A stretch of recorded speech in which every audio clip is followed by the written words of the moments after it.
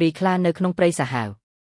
ក្នុងចំការព្រៃអាក្រក់ដែលគេហៅថាបុព្រៃខ្មោចយូមានរឿងល្ខោនដែលគេប្រាប់គ្នាអស់ចំនួនមកថាមានខ្លាបិសាចមួយរស់នៅទីនោះមនុស្សណាដែលចូលទៅក្នុងព្រៃកំណាច់នោះមិនដែលបានវិលចេញមកវិញឆ្នាំ1980ក្រុមនេសាទ4នាក់សេងវីរៈមាសនិងឆៃបានទៅបោះតង់នៅក្នុងព្រៃនោះដោយមិនខ្លាចអំពីរឿងនិមិត្តសញ្ញាអាស្រូវទាំងអស់ពួកគេគិតថានេះគ្រាន់តែជាប្រឡោមលោកបែបខ្មោចព្រីប៉ុណ្ណោះ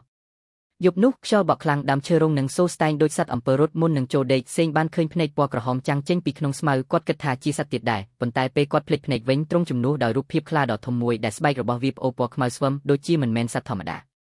នោះជាខ្លាពិតប្រាកដសេងស្រែកហើយបរោះទាំង4រត់ចូលទៅក្នុងតង់អំឡុងយប់សំឡេងអ៊ូអរនិងសំឡេងក្រហោនៅជុំវិញពួកគេពេលព្រឹកមកដល់វីរៈបាត់ខ្លួនតែអ្វីដែលពិបាកជាបំផុតគឺមានស្នាមជើងខ្លាអក្សរប្រយោគអាចកំបាំងសរសេរលើដីអ្នកដែលចូលមិនអាចចេញវិញបរោះ3នាក់នៅសល់ខ្លាចជាងអ្វីទាំងអស់ប៉ុន្តែពួកគេមិនអាចចាក់ចេញពីព្រៃនោះបានពេលថ្ងៃលិចក្តាមមេឃធ្លាក់ភ្លៀងខ្លាំងហើយគេសំឡេងស្រែកយំក្នុងច្រើនទេដៅចុងបញ្ចប់ពេលមាសនិងឆៃស្លាប់ដោយមិនដឹងពីមូលហេតុសេងនៅសល់តែម្ខាងគាត់ឃើញរូបស្រមោលខ្លាបិសាចធ្លាក់ចុះពីលើមេឃយកក្រពើឲ្យមើលស្បែកខ្លួនឯងក្នុងទឹកគាត់ភ័យខ្លាំងព្រោះគាត់ឃើញខ្លួនឯងคล้ายទៅជាខ្លាបិសាចតាំងពីពេលនោះមកអ្នកដែលចូលព្រៃនោះតែងតែបាត់បង់អនាគតហើយខ្លាបិសាចនៅតែបន្តរកស៊ីដោយការឆែកយកព្រលឹងមនុស្ស